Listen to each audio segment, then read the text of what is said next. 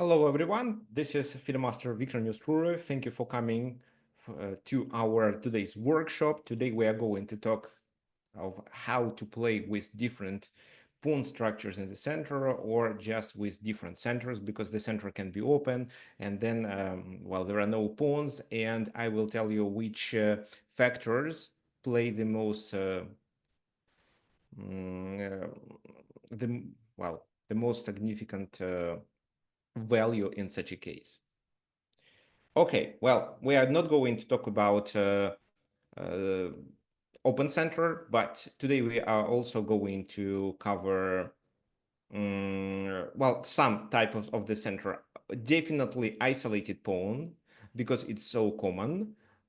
Then a kind of a French defense pawn structure in the center, for example, d4 pawn against d5 e6. So for those of you who are French defense players, this will be very helpful.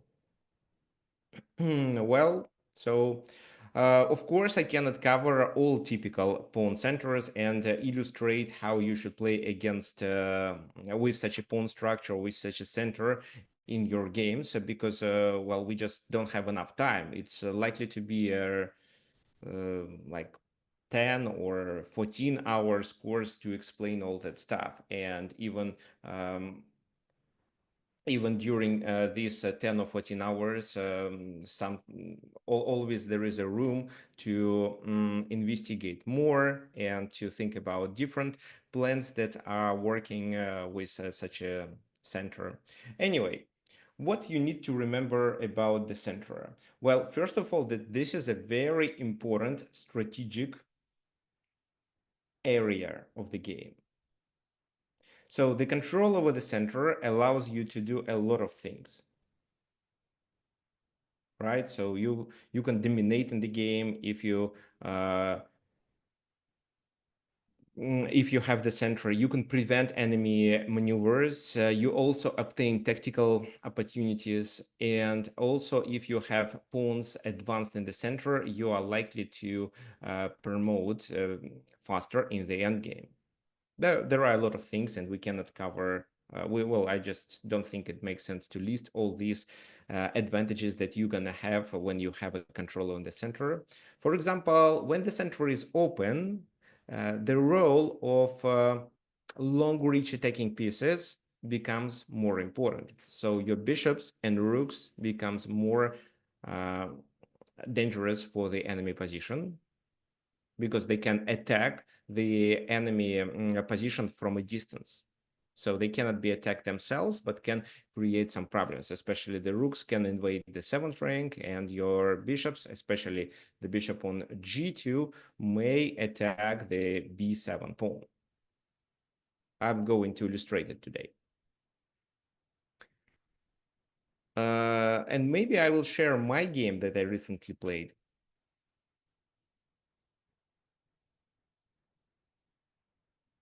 Well, if you have a fixed pawn center, for example, one of both players have a pawn there, then occupying outposts and attacking these enemy pawns and playing against the enemy bishop, for example, looks like a good strategy. When your opponent has a backward pawn, then bringing the rook to that file where he has this backward pawn and attacking it makes a lot of sense. So learning typical plans with different type of the center requires a lot of practice. So you should, well, attend my webinars, analyze games played by grandmasters, and trying to understand the plans behind the moves they play. Okay, can you please let me know if the sound and video quality is okay and we can start? And also, is there anyone who joins the webinar for the first time? It doesn't seem so, but if there is, please let me know what's your rating. It can be FIDE, ELO, chess.com ELO, or any other ELO that you would like to share with us. Okay, perfect. So first of all, we start with with this game example, Alexander Koblins playing against Igor Zhdanov. Well, because they are Latvian players, you always see the S letter. So it's not Igor, it's Igors, and it's not Zhdanov, but Zhdanovs. Okay, so d4 and knight f6. By the way, we are going to talk about King's Indian defense and how you should play with such a pawn structure. So here it was actually King's Indian, but a very specific King's Indian, because white didn't play d5. White didn't close the position. Instead, they played d4, c6, and they kept the tension in the center. So they played h3 to avoid bishop g4 in future. Rook e8, rook e1, defending this pawn. And, well, black doesn't have active plan in this position. What they have to do is to take, because what else they can do? Well, it's not easy to find a plan for white, but at least white can improve their pieces. So improving this bishop g5 or bishop e3 just, and if e takes d4, bishop takes d4 makes a lot of sense. But black doesn't have such options. So they decided to take. And they typically put pressure on e4, but with the bishop on g2, it doesn't make much sense to place the knight on c5, because that knight becomes the object of the attack. So that's why knight b6, and they put pressure there. b3. Well, bishop b2, and white seems to be fine. And that's why here black decides to open the position in the center. This, take. And in this position, well, they probably thought that white is going to take. And in such a game, it was actually fine. Rook e1, queen e1, knight takes d5, knight takes d5, and bishop d4. That was the black's idea. And they felt that this is where they are fine. Well, I would say white is a little better. They can just continue with knight c3, then bishop b2, then rook d1, and it seems okay. But white decided to play a little better, and they continued with e5. So e5 forces the knight to go. Where does the knight go? So definitely not here. It is trapped there. To d7, well, maybe to d7, but then knight takes d5 immediately. So they decided to go to e4, sacrifice the pawn, but then take the one on e5, which provokes an exchange of the pieces in the center. And now we don't have, oh, bishop b2 is a must, and we don't have any pawns in the center. So the center is open. Well, you are likely to play such positions. What do you think, which plans you should follow here with no pawns in the center? Which pieces you should use, and yeah, how exactly you should play? You can either suggest some general concepts, some general principles that you should follow here with the center being open, or just concrete moves, which in your opinion improves the white's position or create troubles for black. So Eros thinks rook c1. Please explain. So, well, rook c1 doesn't create a threat. Why do you suggest such a move?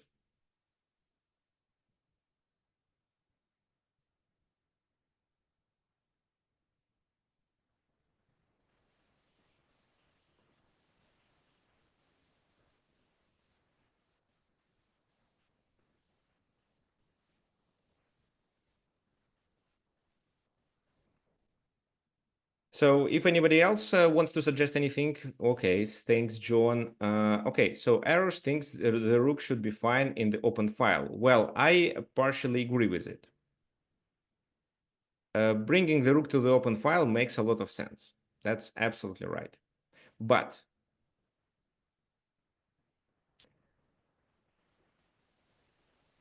there are three files which are open. So do you think that the most promising one is the C file? Well, probably you want to say that, well, but I cannot move the rook there or there. In order to do this, I have to move the queen.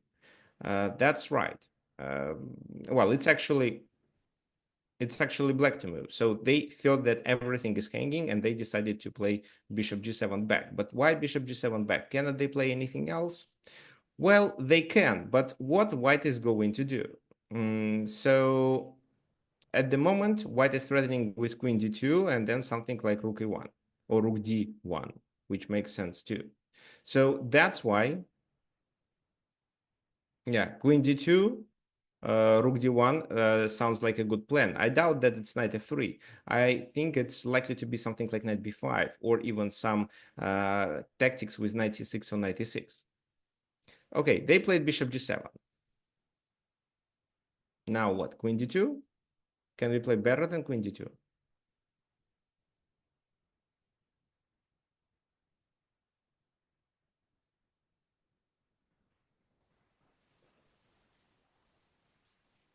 What do you think?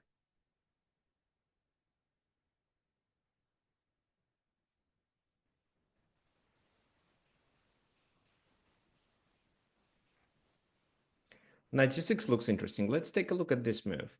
So knight c6, while they have to take, you take, because it's a check, so they take on b2. You can deliver a check there, king to g7, so it seems to make no sense. No, knight c6 doesn't work.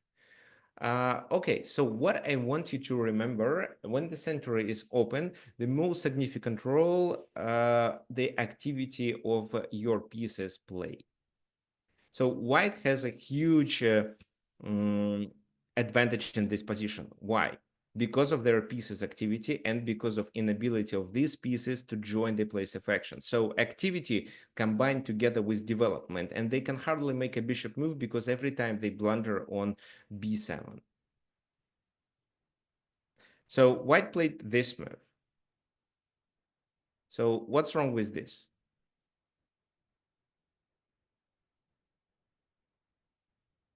Well, if bishop takes, queen e8, king g7, they are fine.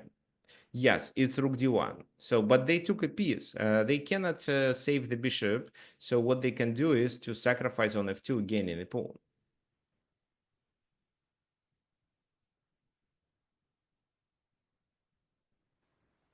King takes f2.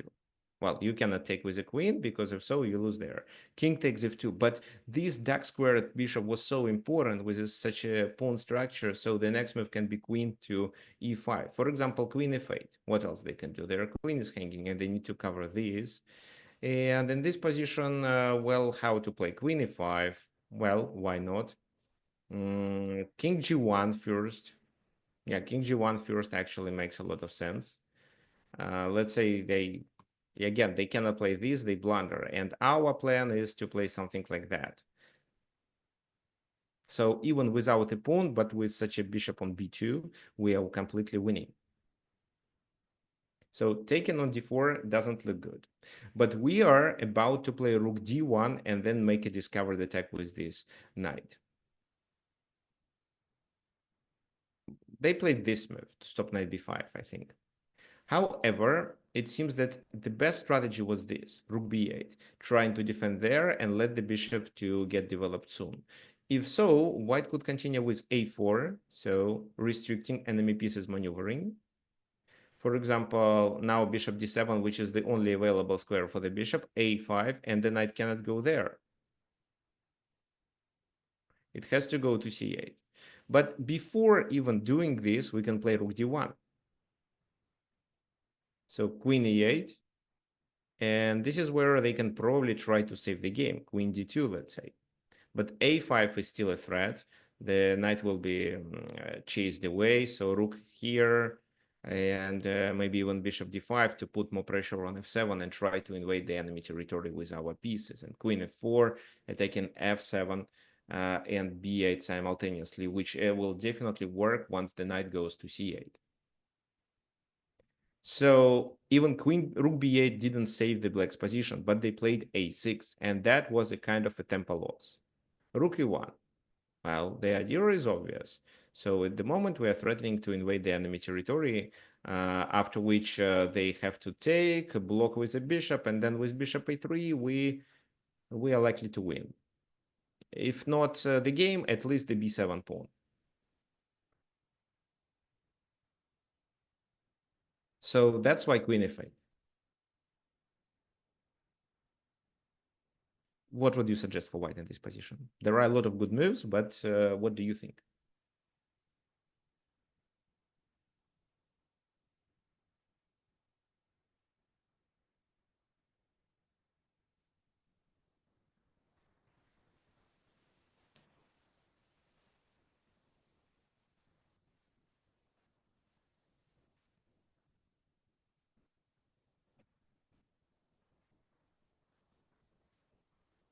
Okay, so hello to everyone who just joined our workshop. Today we are talking about different pawn centerer and well, different types of the centerer, not only when there are pawns there.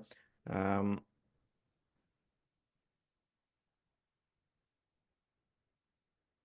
so it would be great if you well if you attend this workshop for the first time, please let me know what your rating is. If you have feed rating, it's great. If not, just your online rating.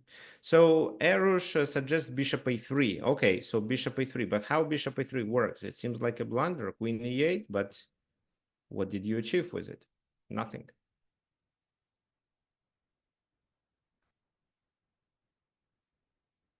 What you should do here is actually invade the enemy territory with your pieces.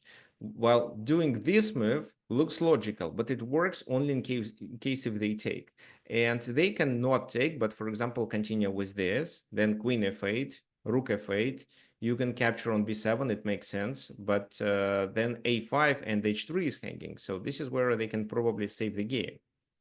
White is still ahead, and for example, Magnus Carlsen would win this position for white, but um, maybe there is a compensation and black has drawing chances.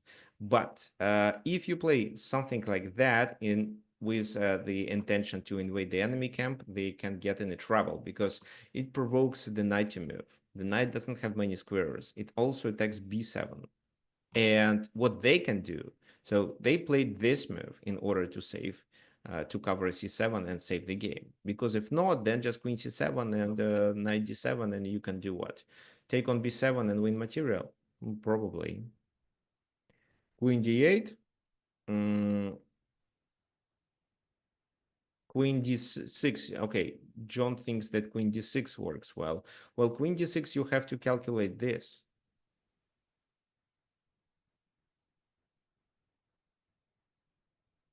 How can I play then? Maybe something like that. Or even queen c3. Yeah, queen c3 looks nice. How do you stop me from delivering this checkmate? Just a knight move and queen h8, the game is over. So queen d6 isn't as good as queen d8 because queen d8 covers e8 square. How you should play now? This is where white made a kind of inaccuracy. They are still much ahead, but they'd better play rook d1 move, preparing discovered attack with their knight. Well, let's say the queen goes back, g4, h6, and knight e2, and you are still invading the enemy camp with these moves. g4 was required to stop the bishop movements. Now bishop e6, for example, yes, but they immediately lose a pawn and maybe the second pawn too. Also, I think there is this move. How do they defend it? Well, we should exchange the bishops first, maybe. Yeah, bishop takes, king takes, I think. Then queen c7. Now what? Queen b4. Probably, but just, well, I like this move also. But let me try something simple. So where does the rook go? To a7. Well, if the rook goes to a7, I think it can be trapped.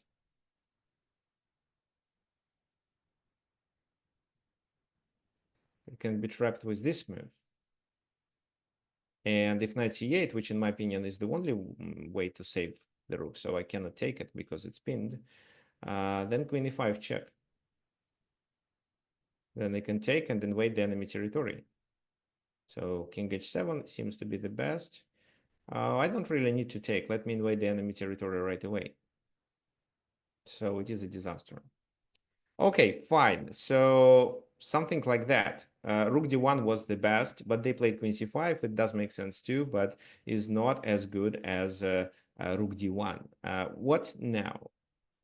They played rook b8, trying to defend there and then move the bishop. Logical. However, it seems too slow, and instead they'd better sacrifice it than this move.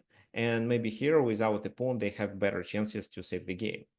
But they played rook b8. Well, I think that the vast majority of club players would play such a move if they wanted to develop the bishop, because nobody wants to lose a pawn for free. At least with this rook, it's possible to defend. Now what? So all white pieces are active. The queen attacks there as well as covers the f8 square. There is a discovered attack. There is maybe something else.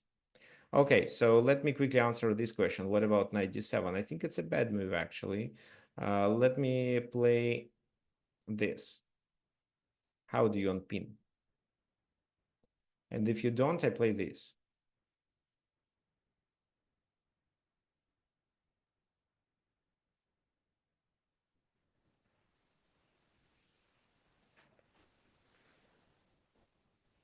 I So, don't see that. Oh, rook to e8. What a the queen takes. What's after that? so rook e8 right now doesn't make sense. Uh, Well, I think that I'm going to play these moves instead. I don't know in which order. Probably bishop first. What else I'm threatening here?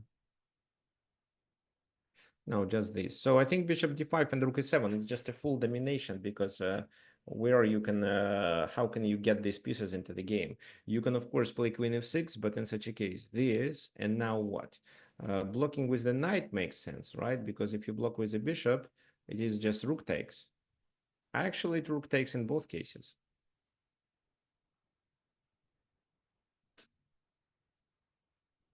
Bishop f8 to kick the queen. So queen d6, bishop f8 to kick the queen away. Good point, but this.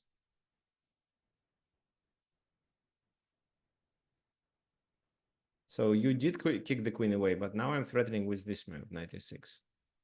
I would love to exchange and then directly attack through the main diagonal.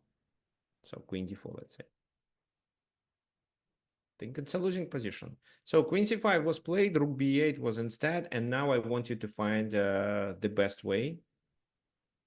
Here it's white to play after rook b8. So how you can realize whose turn it is. So you see these yellow squares. It means that that was the last move.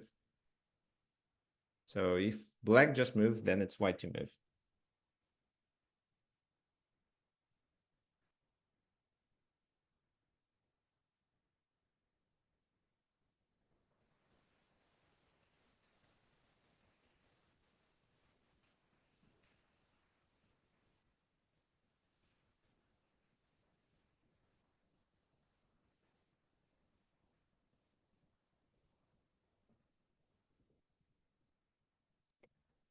Queen b6 with the back rank threat. So, well, it seems to not work. It's not enough.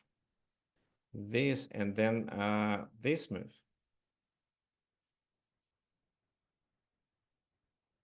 So queen d4, you should take with the bishop and threaten with this. But they have queen d7. They have queen d7, and now you don't win. Even if you play, so it's completely losing position. So sacrificing the queen doesn't work. Let's go back.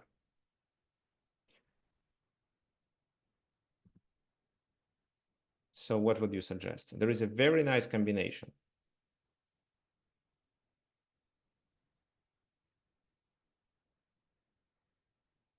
So once all of your pieces are located perfectly well,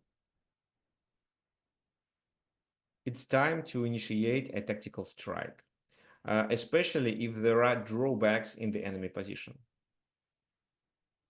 Okay, fine. So there are several suggestions. Queen e7 to exchange the queens. Knight e6. Okay, let's talk about queen e7. So queen e7, I don't think they exchange the... Well, they can exchange the queens. And then what? Bishop d7? Yeah, I think bishop d7 works. How do you proceed?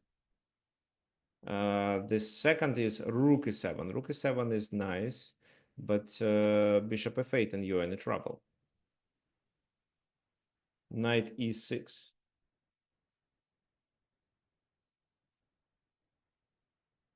96. So what's the purpose of 96? No, I don't understand it. Ah, knight c6. Yes. So this is the move that Georgios suggested. Knight c6 makes a lot of sense. That's right. Why? Well, first of all, they have to take. Otherwise, you win a rook. So queen c7, for example, is just a complete blunder. Anything else, you win a rook. So they take. You now exchange. And they cannot exchange because you have queen e5, a very nice geometry. So f6 or queen f6, and you take there with a extra exchange and a completely winning position. That's why this is where they have to think about intermediate moves, like knight d7, trying to protect as well as attack. How you play here? Well, your bishop is hanging and queen. So that's why you move the queen to the position from which it can defend the bishop. But you see, there are multiple threats, including this and that. Well, bishop h8 isn't so good, I think, but bishop h6, so here is a problem. Bishop b7. Well, you may ask me what happens in case of f6. In case of f6, we just play this and then attack diagonally and invade the enemy territory. For example, they continue with this move, queen c4, this, and this. And it's game over because in order to defend, they have to play this move, which means they blunder everything. Same thing with g5. Oh, you mean g5 right away? I don't think it's a good move at the moment. Okay, Erosh, when do you want to play? After this? But it's still a problem after queen c4 and queen f7. So this, this, and then I bring my rook.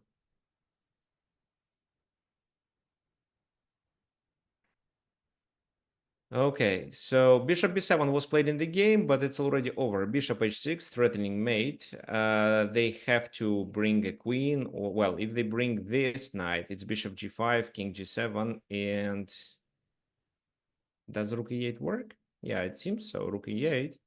Well, queen has to take, otherwise we take the rook.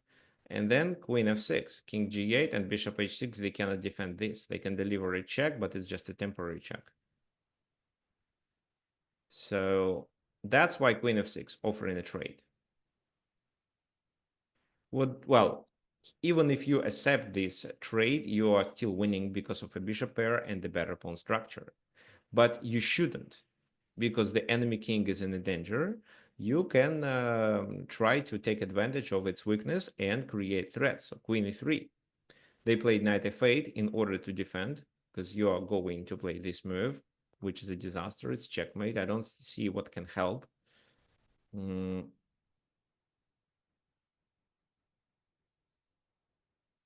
What can help? Queen d8. Queen d8 is quite unlikely. So this move, or even just this move to add pressure, because queen d4 then, threatening here and threatening there. So that's why they play knight f8. What do you think? Which move to play?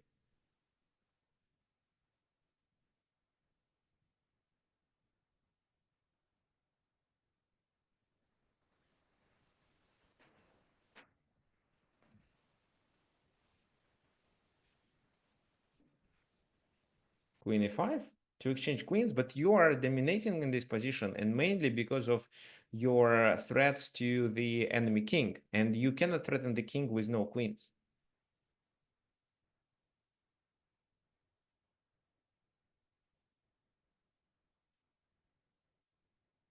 Bishop g5. Bishop g5 is nice, but then queen g7, let's say. Queen e6 actually is better. Yes, thanks then. It's queen a7. It's a double attack. Two pieces are hanging. How to defend? Well, with a queen, if queen goes there, then it's bishop f4. Now the rook moves, but the bishop doesn't, and we take it. Maybe knight d7 could make sense. But if knight d7, the knight is overloaded and nobody protects f8. So that's it. Well, this, maybe queen d6. No, then it's still bishop f4. It is a disaster. So rook e8, you can just take on b7 or take the rook, up to you. Actually, maybe it's even better to take his queen first and then play rook e8. and win this position. Okay, fine. So here, domination in the center. Well, okay, let's do a kind of a summary. The center was open, and in the open center, the activity of pieces plays the most significant role. And what white tried to do? They tried to create threats with their moves. So look at this position. The center was open here. So they are going to play rook d1 or rook e1 to threaten the back rank. They are putting pressure there. They have the ideas of a discovered attack, which they later initiated. So when the center is open, make sure that you can perfectly coordinate your pieces and create threats to your opponent. This is the most logical plan, which allows you to play for win. Can you show around move 5? Here? Yeah, it was King's Indian. So they played d6. Well, d5 was a better move, I think, but d6.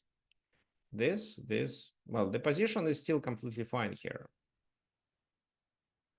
Well, h3, this is fine still, but probably just queen b6 or queen c7 first. With knight b6, b3, white has some advantage, but it's still too early to say anything. d5 was a mistake. Black would better realize that white pieces are better prepared for opening the position in the center. Okay, so that was an example of how you should play when the center becomes open. So if you see that you can open the position, exchange all pawns in the center, and your pieces are better prepared for that than the enemy pieces, then yes, you can definitely do it. Fine, let's continue with our second example. Well, this is example with an isolated pawn, and we're gonna talk about it. d4, d5, c4. So it was queen's gambit accepted. Bishop c4, c5. So we stop b5 move. Knight c6, knight c3. They take. We took. Bishop e7, bishop e3. So extra defense. Well, maybe we want to play queen e2. And that's why we wanted this pawn to be protected. So this is a position with an isolated pawn.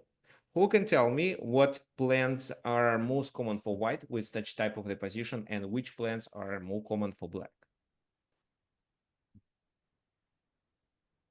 So yeah, the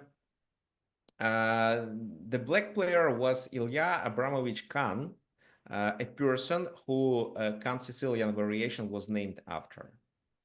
However, he wasn't the first player playing it. Uh, Paulson brothers played Sicilian variation originally, but he also made such an opening popular in Soviet Union.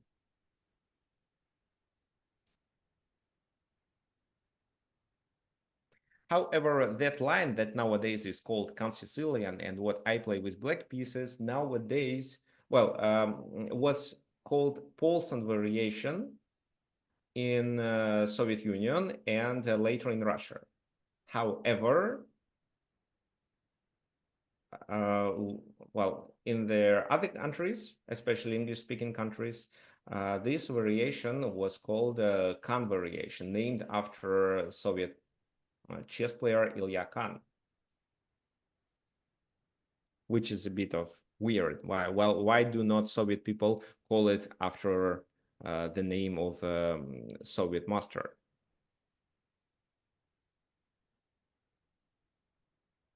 So rook fd1, rook ac1, but it's not the plan. With a d5. Okay, yeah, d5 is a plan. So doing this can be the plan, but very often doing d5 only simplifies the position and the activity of white pieces is not enough to be able to create any problems. And in case of d5, well, of course, you should measure the activity of your pieces and decide if you have winning chances. But d5 and exchanging this pawn for the e6 pawn at grandmaster's level is likely to draw the game because it becomes so simple and both players usually don't have mistakes. Well, bishop f4 is a blunder. You blunder the pawn. Knight d2 and f4. Okay, so f4, f5 is a plan, but you should be very accurate with knight d2 because again, you blunder the pawn on d4. But using the f pawn is a common plan. However, not the most common one. So the most common one is to occupy the center, especially the e5 square. So rook d1 and knight e5, maybe actually this rook. Knight e5 and then either f4 f5 or just an attack on the enemy king. So very often when I was, for example, playing uh, king queen's gambit, so I often reach such a position with an isolated pawn in the center, and well, I did like that. Bishop b1, queen d3, attacking h7, and if they play h6, I was trying to exchange this knight for that knight, maybe with these ideas. And if instead they blocked with g6, I use my pawn to undermine it with h4, h5. But of course, I should always think about this knight and how to get rid of it. So the attack on the king side is a common plan. Peter, did you want to say anything?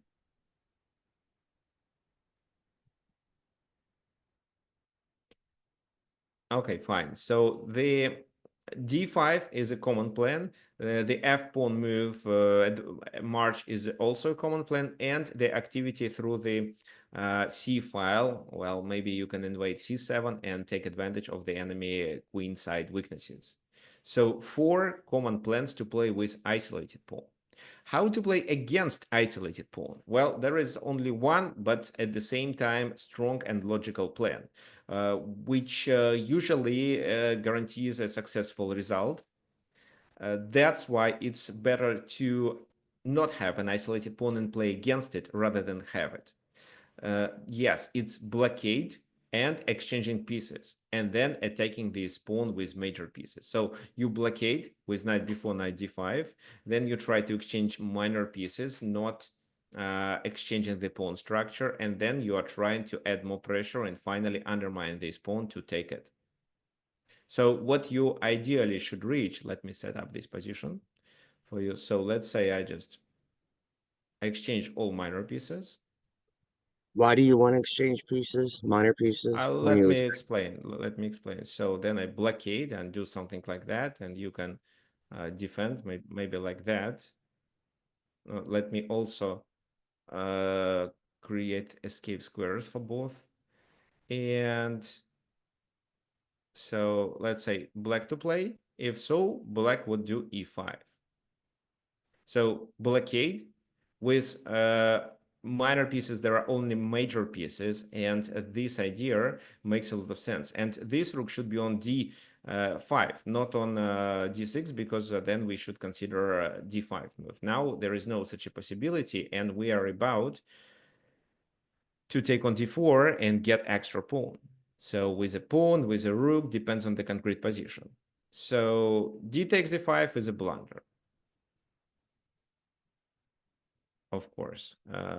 Not taking means that, well, let's say king h2 or what, then rook d4, rook d4, rook d4, everything is exchanged. And well, here if queen takes, I think the white king is too close to the d pawn and we may not win. That's why with a pawn, but this is where black is winning because of this passed pawn.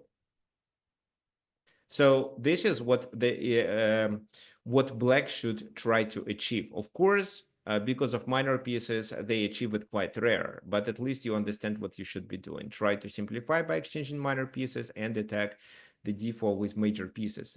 The isolated pawn becomes a weakness because it can be protected only with pieces, and with fewer pieces on the board, the pawn becomes weaker. Sometimes just one weakness is not enough to win, but if you can, for example, do such a battery with major pieces and then undermine, you're likely to win.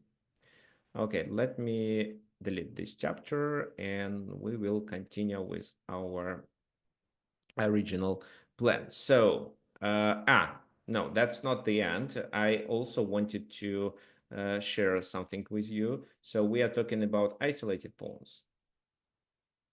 I have two very nice articles published on the chess world. They are quite old, but they explain how you should play when you have the isolated pawns. There are 4 plans. Everything is explained. And what I like here is that you can actually uh, go through the analysis yourself. So like that. And the moves are played on the board. So I will share these links with you.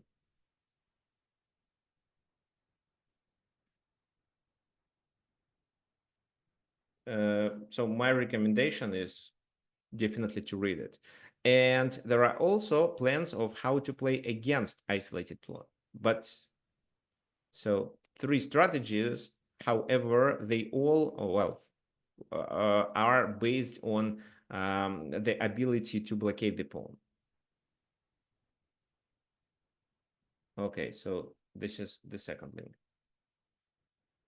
So for those of you who didn't read it, for those of you who did read it, well, you can go through them one more time, but if you think that you are comfortable with isolated pawns, that's fine. You may not go over it once again. So let's continue and I will explain what happened in the game then. So of course, yeah, blockading.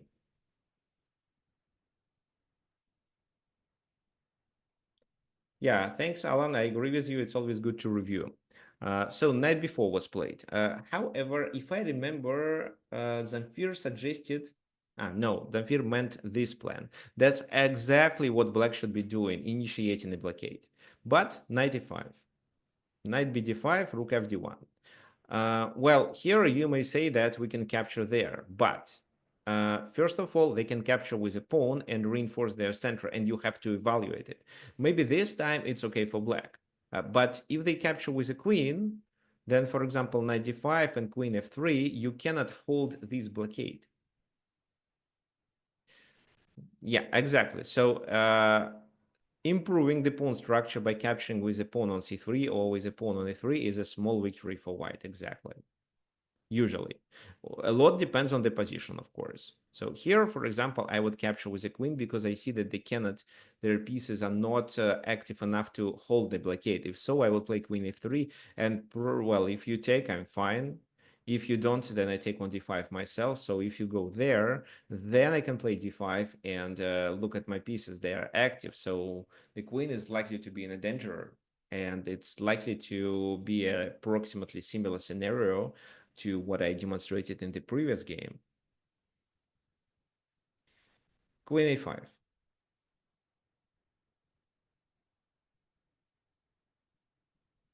Why white was forced to accept having an isolated pawn? I'm going to answer this question later. Okay. So queen a5 was played. Well, bishop d7 is probably the best. But if bishop d7, it's knight d5, knight d5, you can take with the bishop, and this is an isolated pawn too. Well, luckily, it can be hardly attacked because the d file is closed. For example, if the pawn was on c3, white would be winning. Queen f3, so they defend with bishop e6. They have 2 bishops, but it seems that such a knight is a really good knight, and white is still better.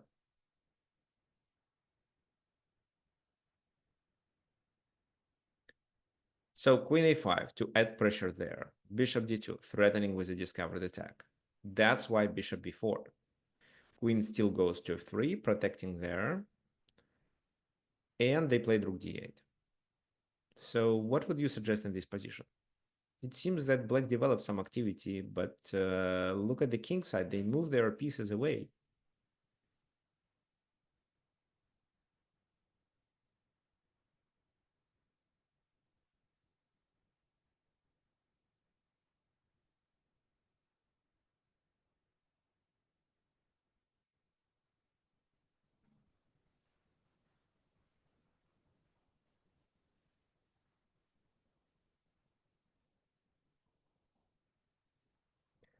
So bishop d3, knight e4. So knight e4, I think, yeah, actually, this is what you mean.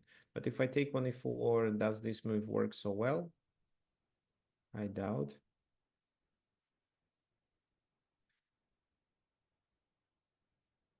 So bringing the bishop here makes sense. So bishop d3 first, maybe. And they cannot take on c3. If so, you take with a pawn. And if this, they can lose a queen because of a discovered attack. So, but yes, bishop d3 deserves attention, but you can already play bishop g5 and add pressure there, because if they want to take on c3, how should it happen? For example, bishop c3, pawn takes. If knight takes, I can capture on f6 and open the position of the king. If queen captures, then bishop d5. And now I protect my queen. So the c3 queen is hanging.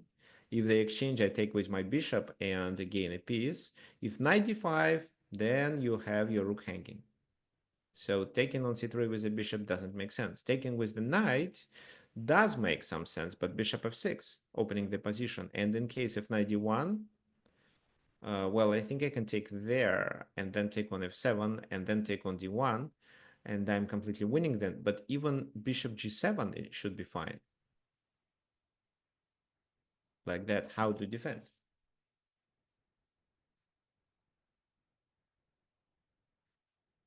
Okay, so if knight c3, then bishop takes, pawn takes, then queen takes. I'm still threatening with this, as well as this, as well as a rook lift.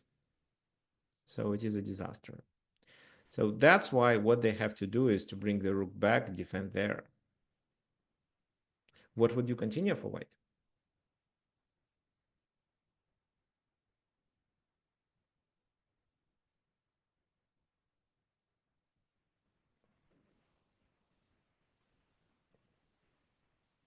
Still bishop d3. Okay, bishop d3, bishop e7, and queen h3 with initiative. I agree. It does make sense. So you're going to exchange, then threaten h7. Yeah, it does make a lot of sense. In the game, it was played rook d3, which is also a helpful move. We are doing a rook lift, which is a part of our kingside attack. So bishop takes, pawn takes, and these exchanges are too late. Now what? So they cannot do anything with this knight because we take on f6. That's why they decided to play knight d7, hoping for f6 or hoping for this exchange. What would you do?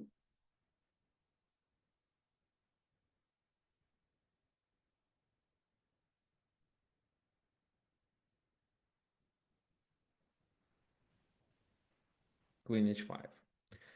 Right, it's queen h5. Well, g6 create weaknesses on the dark squares, so it was f5 played. Well, if g6, queen h6, and now how to defend against this move? I would even say bishop d5 and then rook h3.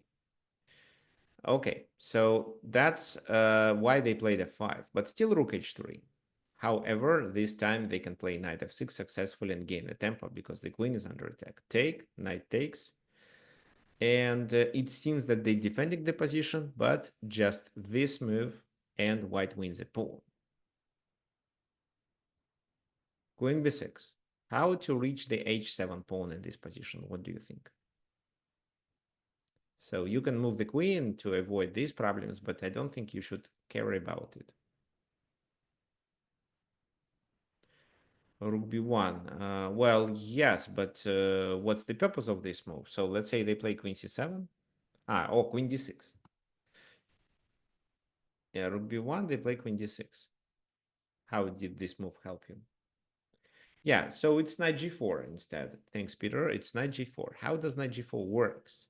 For example, if king moves in order to attack the queen, it's still knight f6. And after they take the queen, it's an Arabian mate with rook h7. Mhm. Well, Brian, your plan deserves attention, and I would play so if there was no tactical strike and immediate win. So it's more, your suggestion was more positional. But if there is a tactical solution, we definitely should do it. Because if it wins, then the game is likely to be over soon.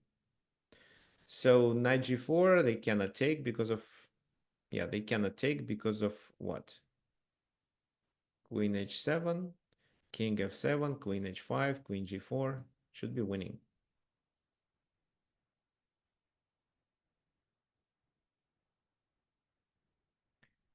So that's why bishop d7. But after we take, it's game over. They lose a pawn. They try to escape with the king, but they already 2 pawns down, and this is where they just resigned.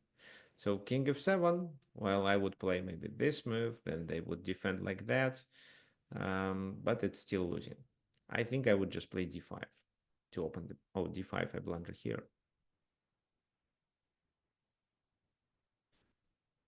Maybe a5 and then d5, or just rook e1 to add pressure. Anyway, it's a completely winning position. Fine. So let's do a summary. Let me first answer Peter's question. So regarding do we have to accept playing with an isolated pawn? Well, no, we may not. And actually, here we are forced to take with something, but then we're gonna have an isolated pawn. But let's say in this position, what we can do is d takes c5. But then queen takes, rook takes, bishop c5. What can you say about that? It seems that black pieces are completely fine and you have minimum chances to play for a win. The game, well, approximately equal and is likely to end in a draw. I would prefer actually the black's position. Why? Well, both bishops are restricted, but they are likely to play e5 and get this bishop out. They also have the b4 square for maneuvering. White agrees to have a position with an isolated pawn because they think that they can convert their extra space and the center control to something else. If they cannot, then they are definitely worse. But if they see that, let's say, they have a few extra tempi, or they see that the enemy pieces are not placed well, they are trying to take advantage of their activity. So uh, attack on the enemy king is the most popular plan in the positions with isolated pawn. So a player who has such an isolated pawn usually has the control over the e5 square. So he sets one of his pieces to e5. It provides him with extra space on this side of the board. And because of that, he is able to initiate the attack, mainly on h7, especially with his light squared bishop, because this bishop cannot parry the white light squared bishop activity. So this is what white is relying on very often. But at the same time, there can be three more other plan which could make sense depending on the concrete situation when you have an isolated pawn. Okay, our next example is devoted to how to play against an isolated pawn. So this is actually very common to what Brian plays sometimes. So here, if I were playing, I would do this, and then I would play d4 to force them to play b3, which I can undermine, or to force them to take, which I can capture with my knight, and then force them to play with an isolated pawn. Maybe they play knight c6, but sooner or later I will capture on c5. Anyway, d4 was played, a6, kind of a tempo loss. C takes d5, e takes d5, and bishop e2. Knight c6, castle, bishop d6, it's time to take. But you may not take. So yeah, it was Tarosh with a different move order, but yes, it was Tarosh. It's the name of the opening, Tarosh defense. Here you may take on c5, and this is what I do myself, and then I would play b3, bishop b2. However, the white player decided to play b3 first because it stops c4, and he thought that he can take later, and this doesn't favor black much because white sets a blockade. Castle, bishop b2, and they decided to take. If pawn takes, it's a disaster. The bishop becomes really bad. That's why knight takes. Rook e8, rook c1, well, bishop c7, preparing to attack. Rook e1, queen d6, g3. And they played this move. So this is where we have to take some critical decisions. What's your opinion? How should we continue?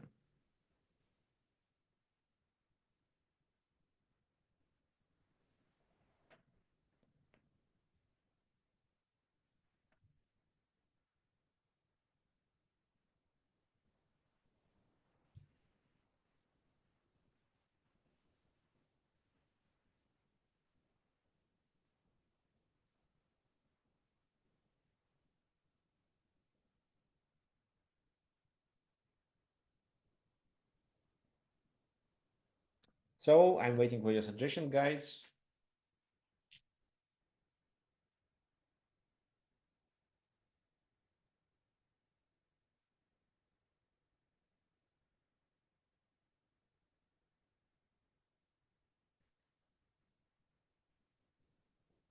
Well, Alan, yes, trade off minor pieces and double up on the major pieces on the D file. Well, it's easy to say, but it's complicated to initiate.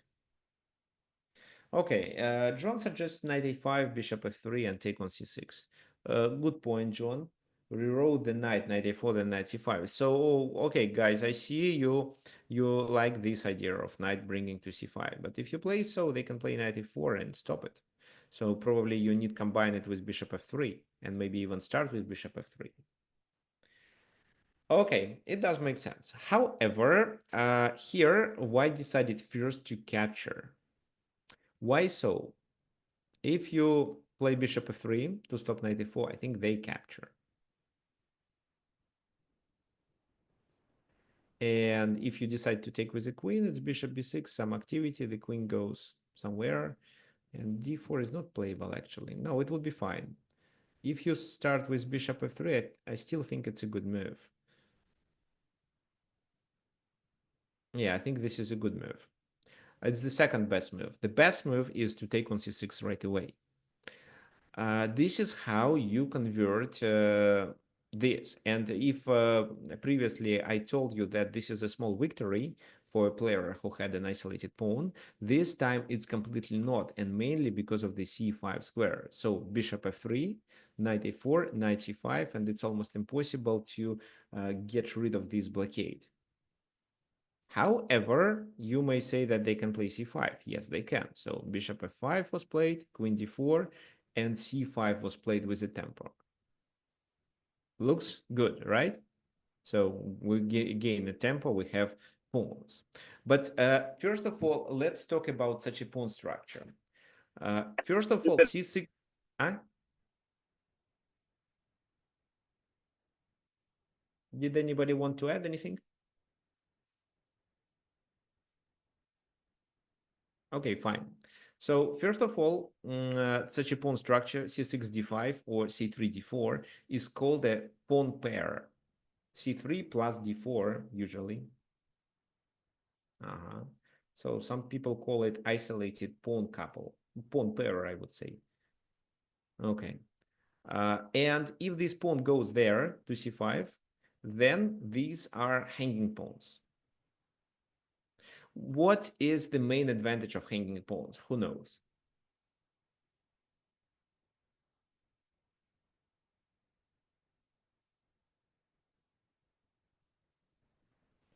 Yes, space as well as they attack a lot of squares in the center and prevent our pieces from maneuvering. But this is a completely different situation. So here c5 is a critical mistake because our bishops are well placed. So they are fianchetted, both. So that's why we don't need extra space for these bishops, only some space for the knight. But our knight can go to a4 and add pressure on c5. That's why here c5 and d5, well, having such pawn is more a disadvantage because, well, because of the name of this pawn. Well, they are actually named hanging pawns because they are objects of the attack. So they restrict enemy pieces and provide a player who has them with space, but at the same time they are objects of the attack, and this is the main problem. And what I can tell you, these pawns are good when there are a lot of minor pieces on the board. If, for example, two pairs of minor pieces are already exchanged, these pawns are likely to be weaknesses. Here we have only one pair of minor pieces exchanged, but we have both bishops being fianchetted. So that's why we don't need more space to, well, we don't need a lot of space to maneuver with our pieces. We just need to find a maneuver with our knight, which improves our position. If, let's say, we had a bishop on d3 and then this bishop was on c1, I would say, let me show you. So if we had, let's say, let's say it's on c8, and we have something like that. No, well, g3 has to stay here. This is where I would say that these pawns are really strong. So this requires tempi. This bishop would better stay there. Now it just stops the queen activity. So with c4, d4 can be played. They can also continue with these moves. It slightly changes the pawn structure, but these two bishops are really strong. However, with the pawn structure we have, so this is where we are, with the bishops being here, hanging pawns are more weaknesses. And that's why queen f4. Why? To attack and to exchange. For example, if queen takes, then it's g takes, and this is a weakness. So g takes, e takes, I don't think there is a big difference. d4 is not possible. There is a piece hanging. So for example, d4, bishop a8, d takes e3, but this, and then it's a double attack here on two bishops.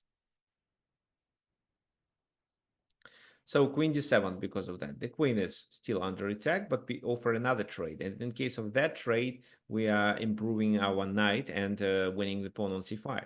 Of course, they don't take it. So queen e6. What would you play now? Well, okay, let me just quickly show you once again. This, and they have no ideas of how to defend c5 because we're taking it twice. That's why they decided to avoid the queen exchange. But both pawns are potentially objects of the attack.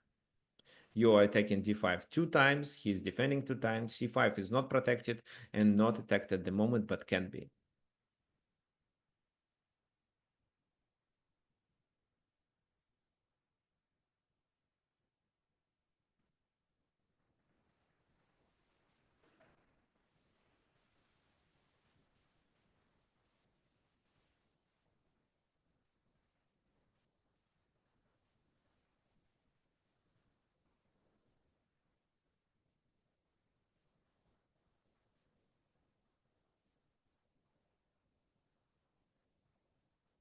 So rook fd1, this makes sense if you are if you want to add pressure positionally, but there is already a tactical strike. Well, this means that they can take, so it's not so favorable. But 92 is a tempo move. But actually, John was right. You can capture there, and after knight takes, this is a kind of a double attack. If they move the knight, they lose a bishop as well as a rook. So even if they play knight b6, which makes a lot of sense, they still lose. Here we can continue with queen d4, and we are still creating multiple threats here.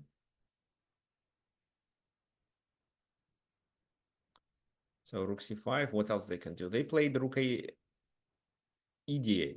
in the game, and after queen c4 resigned. Why? Because they just have no ideas of how to defend the knight, and if they move the knight, they lose on c7. And they lost two pawns, so it's completely losing. It's not even one pawn.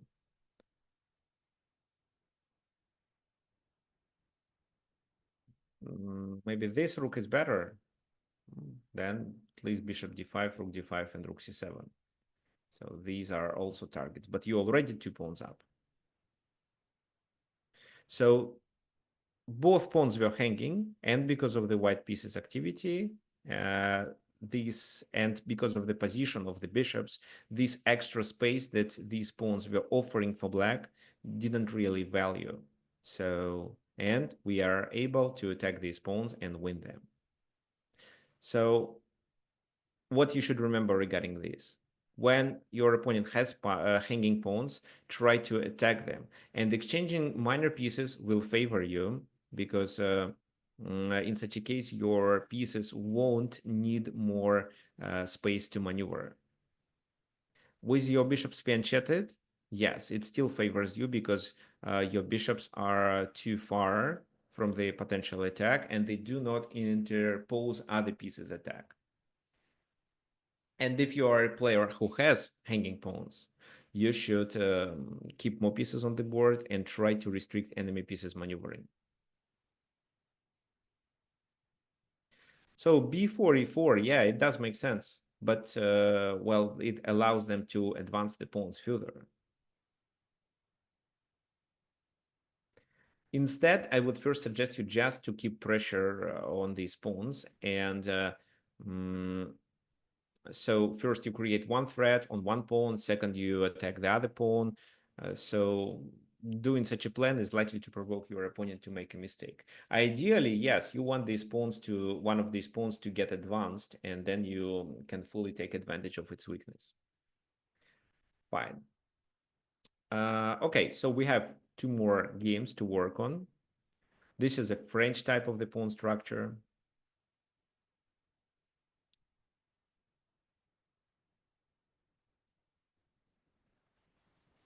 Well, before we continue, yeah, I would like to remind you that if you enjoy my webinars and if you want to support me, you can use this donate button. So let me send you the link. It is so easy, but there is only option to donate through PayPal. How does it work? You click on the button, you click on the link, and then on this button, donate, enter the amount that you want to donate. It can be any amount. So for example, $10. Then you click on this yellow button, and it opens a pop-up window where you have to enter your PayPal account and then send money directly to my PayPal account. I would really appreciate any support. Fine. Let's continue with our analysis.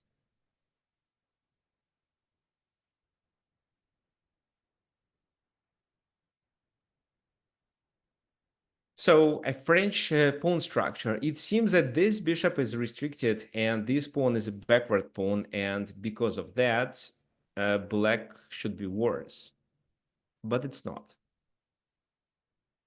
Black is not worse in this position. Well, strategically they are, but in this concrete position they are not. And what is this factor that tells us that black is not worse? Maybe even black is better. So d4 is a weakness. This is one factor. What is the other factor?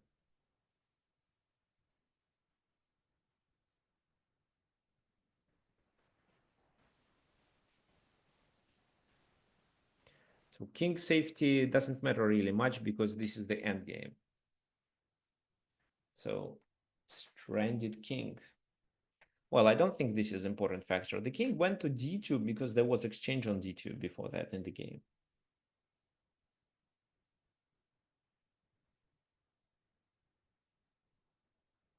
Ah, exchange sacrifice. Interesting. But you get only one pawn for a while, so I'm not sure if it works. However, sacrifice in exchange on f3 is very common for some French defense variations. So I have a lot of experience there. Well, I don't think it's the best option here because knight d4, and let's say they play f4. So you need time to develop your pieces. So king d3, the knight has to go. While if he goes to c6, you block it. So I don't think it works. So then I can play rook g1, I can play bishop h3 and put pressure there and maybe even try to undermine with f5. Not sure about that, but it's part of the plan because every time f5 is played, I should consider e5 and should be ready for that. But no, I would say white is a little better here. There is a compensation for the exchange sacrificed, but it's not a full compensation. So Brian says peace activity. I would rephrase it a little. Better development. So the rook is already on f6, and in order to get these pieces out, we just need to play bishop d7. So bishop d7. This is the move. Bishop d3, logical, right? How would you continue here? Because this bishop is not a good bishop, that's true, but there is a possibility of making this bishop better. If here you say, let's play knight b4, bishop b1, and then bishop b5, I would answer that this bishop is attacking nothing. Well, you cannot play knight d4, it's a piece sacrifice. Rook f2, then maybe they continue with knight e2. So you take the second pawn, but it doesn't cost a knight. So bishop e8 and bishop somewhere here. Because d4 is a weakness, it does make sense to prefer h5 bishop move rather than g6. But even bishop g6 is quite common. But this knight is also covering e5, and e5 is definitely weak square into your territory. So liquidating this bishop, or just attacking or liquidating this knight makes a lot of sense with your bishop. So bishop e8. Oh, well, rook a f8 was a good move too, but bishop e8. King e3. Bishop h5. How they should play. Because if they decide to, for example, continue with bishop e2 defending it, you go there, and then you go there, threatening with this, as well as to capture on d4 after exchanging your bishop for the knight. So rook e4 and then take on d4. That's why they play knight e5. If just one move like that, I would say that white is better. So for example, if I play, let's say, no, this is fine actually because I stop. Oh, this is a blunder because of that. So let's say I play rook d8 or rook e8 and then f4. Then I would say white is better. They have a strong center. This bishop is attacking nothing. And d4 is protected with the king. The king cements this position. So knight is strong. The pawn is a backward pawn. There can be exchange, but it still seems to be favorable for white because of their rook activity, open space, and domination. Well, and space advantage. But 95. Our rook is hanging, so we cannot play with the other rook. Which move do we have to play here?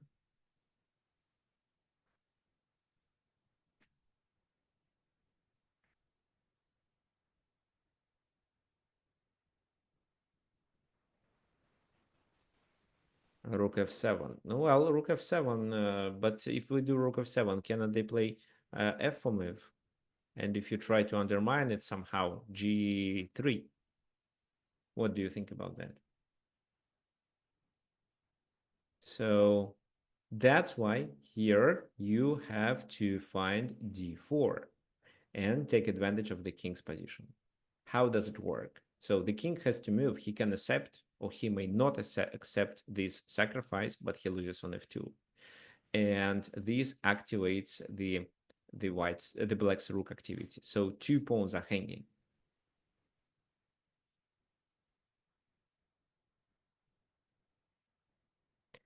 This is not such a weakness. Well, they both are actually weaknesses and can be attacked. But the main problem is the king's position in the center. The king cannot be checkmated this time, but the king becomes the object of the attack, which allows black to activate their pieces and at the same time force white to spend tempi on their king's move. So bishop e4, but you can check. And if he goes there, you can check again. So king e3, rook e2, he goes there, and it's over. Well, king g5, so it's not the very end, but I think there is a checkmate like that.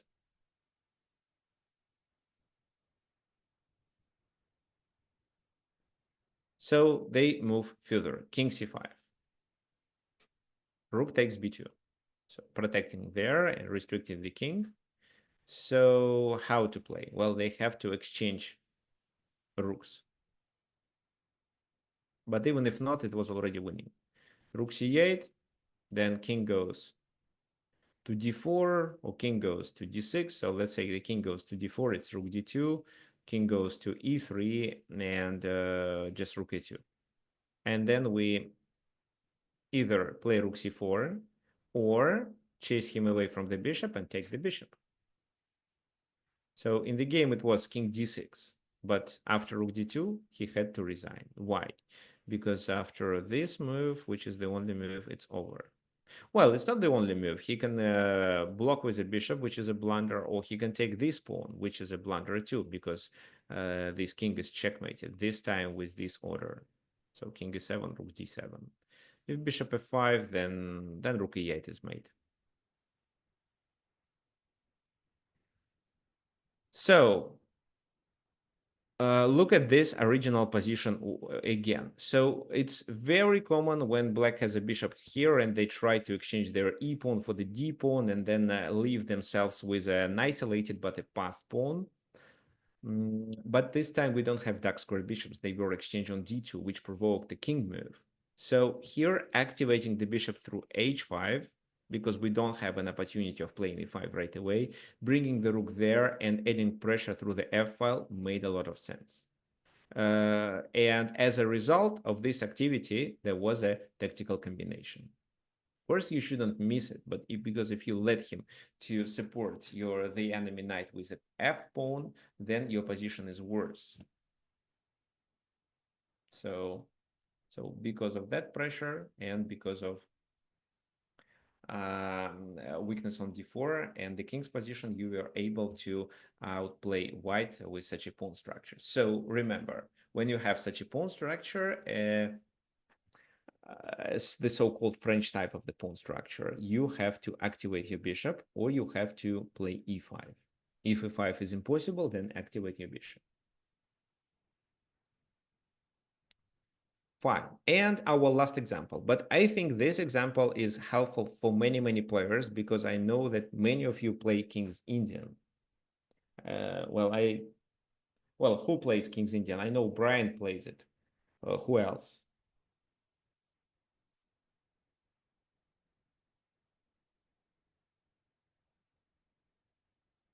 Okay, Dan plays. So Brian thinks that he would win. Actually, it's just slightly better for black. But slightly better for the engine. For a human chess player, definitely black has a domination. And well, when the kings are castled to the opposite side, we know we do a pawn march to exchange our pawns for the enemy pawns and expose the king to be able to open files for our rooks and bring major pieces to support the attack of the enemy king. This time the kings are castled to the same side, but white cannot attack the black king because most of black pieces are on that side. Also because of the pawn chain, which stops the activity of these pieces, especially the queen. That's why. But black can attack. And the only counterplay that white has is a counterplay on the queen side with c5, c takes, and invasion through the c file. So if you manage to create a problem to the enemy king on the king side, but at the same time defend your position on the queen side and not let them to invade, then you may win. So definitely h5. Knight f2, it stops g4. King h7, some prophylaxis. So here, actually, black has a lot of ideas of what they can do.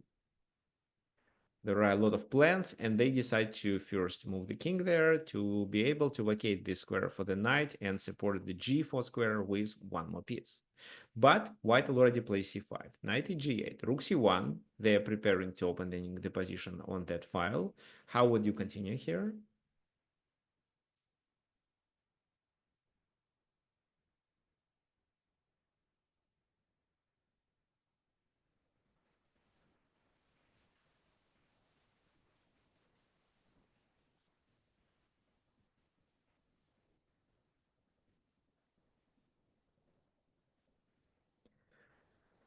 Well, knight h6 to prepare g4, of course, but you take on knight b5.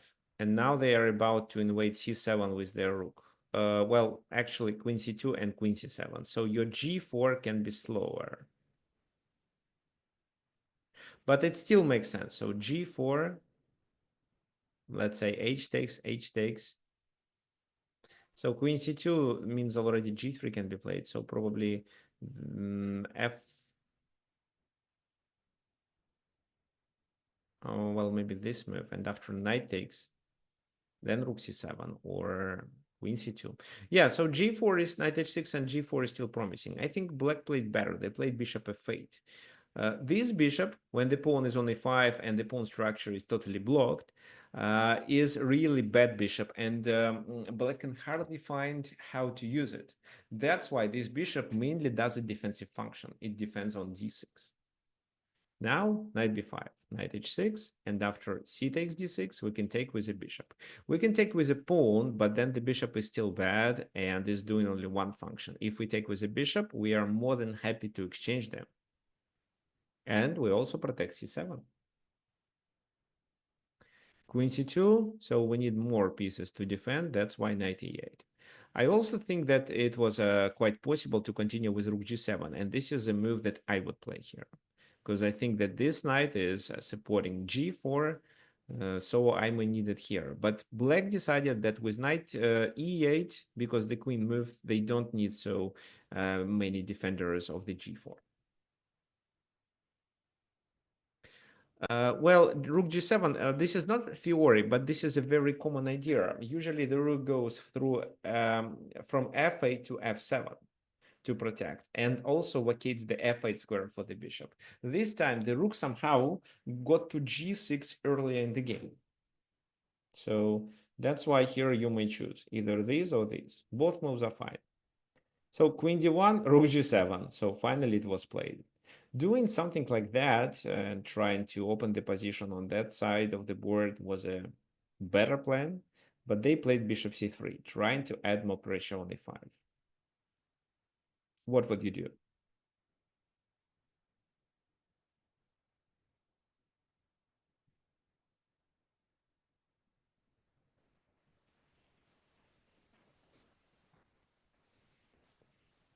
So if you want to say g4, you have to calculate and make sure that you are faster than your opponent. However, if you are not sure that g4 works, you may consider a6, like Georgios suggested.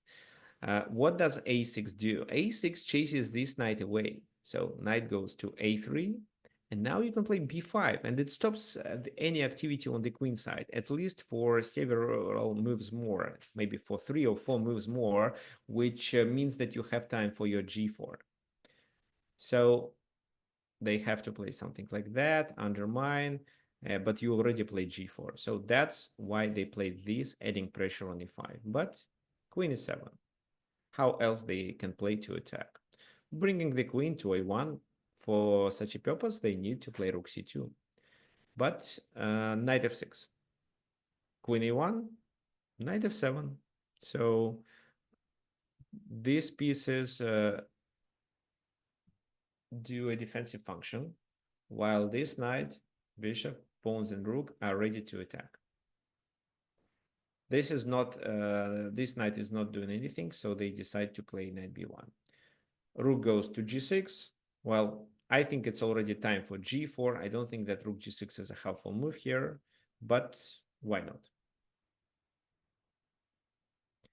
So bishop h3 should be calculated. Well, I don't think so. I think it's too risky because it opens the second rank and allows them to block. So then g4, take, king f2. Or maybe you can play knight e4. Well, if it was a classical game, I think it could make sense for you to calculate it. Even he escapes after that. And if he does king e1, you can check. He has to escape. So yeah, it looks promising, but not sure if it's winning. It's more winning if you, without any sacrifices, play g4. But black played this move. And white realized that they are in trouble, so they started to evacuate the king. However, it's still too late. g4. H takes. And maybe they were relying on this strategy. So king g7 and king escapes to e1. Yeah, rook g6 was mainly to play rook h6 then. Well, this is what white was hoping for. However, in this position, black didn't capture on g4 with their pawn, so this move wasn't played. What would you suggest for white here? What do you think?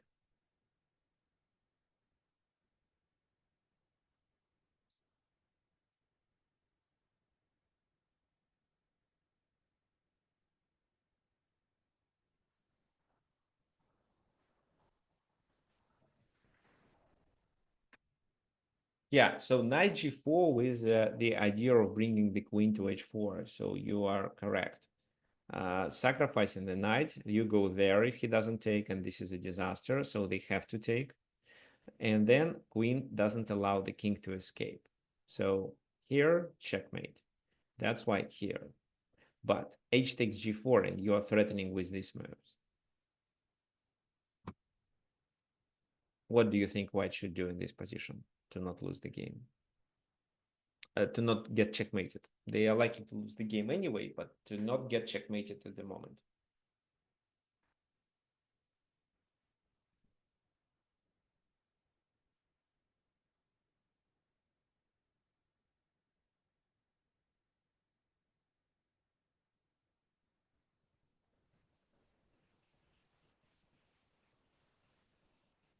Sacrifice the bishop on g4. Yeah, otherwise it's g3. For example, knight d2, then you can already play rook h6, or maybe you start with knight g5 and then g3 because it controls the f3 square. So they have to sacrifice the bishop. Bishop takes g4. However, it's a losing position. So they took on e5. Knight takes, knight takes. And should we play this move? Actually, yes, it seems so. If we can play this move, then this. But queen g4 is not so promising. And queen h1 means that they escape.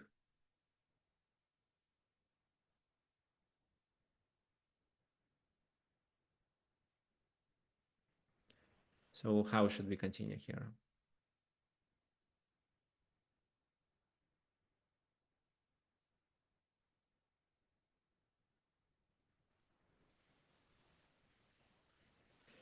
Queen g4 then, yeah, queen g4 works, but knight d2, knight f3. So f3 move works here. And if g takes f3, you bring the other rook. So rook g2, for example, here doesn't help. Then bishop h2, and they cannot take it. So rook takes this. Knight takes still this.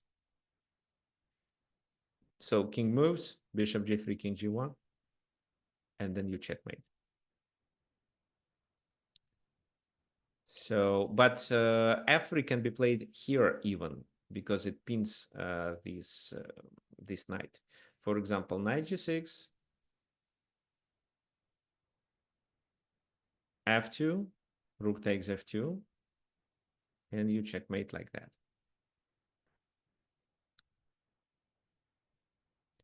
That's why knight takes on g4, protecting h2 at least. But after rook g4, you bring the second rook, and they just don't have so many defenders.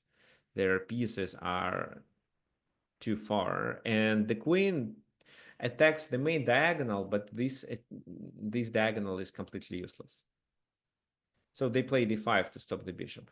What if they capture there? If they capture there, I think you can checkmate with queen e1. Rook f1. Well, at least bishop h2 works. Yeah, I like bishop h2. King takes, and then I capture there, and well, I can just bring the rook, move the king away, and it's over. So queen e1. So if, well, there is nothing else they can do. They play d5 to block. Rook a g8 with rook g2 threat. So for example, it's over. That's why rook f3. But queen e1 still works. Queen e1. So blocking fails because of, well, queen e3, king moves. If king moves here or there, it's rook h4, so they have to block. But if they block, we can take there, and it's still a disaster. If they block with this rook, it's still a disaster, right? Okay, so king h2 and rook h4, rook h3. Just bishop f5 winning the queen. Oh, you can win actually with your queen, queen g1. Or if he takes with the king, it's queen h1. So this is how the game ended. What you should remember, so those of you who play King's Indian as black, you are likely to get such a pawn structure And remember that G4 is your main plan. How you activate your pieces after G4 can be decided based on the concrete position. But remember that this pawn march is the best thing you can do. And you have to be aware of the enemy plan, which is C5. For such purposes, in order to prevent the enemy activity there, do not forget about bishop f8 idea, which supports the pawn on d6 as well as prevent the invasion on c7. Anyway, even if it's not King's Indian, but this is a position with a closed and stable center, initiating the attack, even if you push the pawn from your king, makes a lot of sense. Fine. So, well, we covered several types of the center. However, I don't know if you know, but I have a course which is called Planning Guide for Club Players, where I explain how to play with a different pawn center. It's a 12 hours course. So if you look at the content, so I'm showing how to play with and against isolated pawn, how to play against or with hanging pawns, then with a closed center, with an open center, Caracan pawn structure, Slav defense pawn structure, Carlsbad pawn structure. So I cover a lot of pawn structures, including King's Indian pawn. And I also tell how to play the endgames and how to set your pieces properly. So this is what I kindly recommend you to go through. So this is a must-have. And well, if you want, it is on sale if you use this coupon code different center. So here it's a huge discount. So you can get it today only for less than $40. So I can share this link for you if you want. So I am sure that many of you already have it. But if, let's say, you play a certain pawn structure very often and you don't know what to do, most likely it's covered here. Because here I cover what most of club players usually have. So neither very common. Caracan is common. Carlsbad is common for those of you who play d4. Okay. Oh, yes. And so this is the link and this is coupon.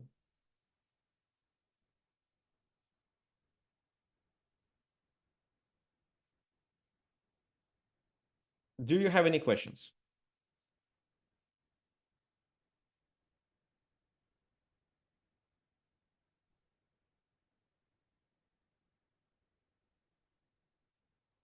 So these two articles also, do not forget about them. The links are here.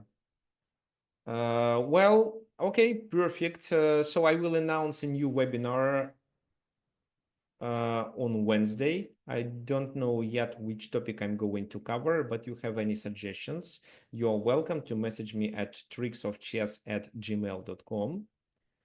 So let's finish for today just and hope to see everyone next Sunday. For some of you, we have a meeting tomorrow during our group classes. Okay, see you then, guys, and thank you for coming.